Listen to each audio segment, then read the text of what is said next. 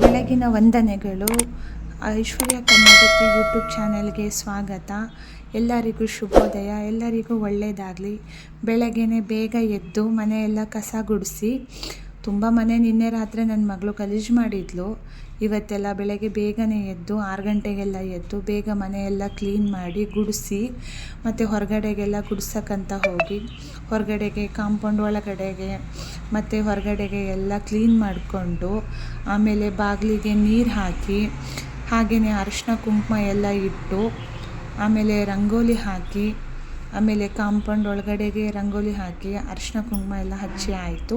Compound ಒಳಗೆಲ್ಲ ಹಾಕಿ ಮತ್ತು ಹೊರಗಡೆಗೆ ಹಾಕಿ ನನ್ನ ಮಗಳು ಎದ್ಲು, ಗುಡ್ ಮಾರ್ನಿಂಗ್ ಹೇಳ್ತಿದ್ದಾಳೆ ಎಲ್ಲರಿಗೂ. ಮತ್ತು ಅವಳು ತುಳಸಿ ಕಟ್ಟೆಗೆ ಕೈ ಮುಗಿದ್ಲು.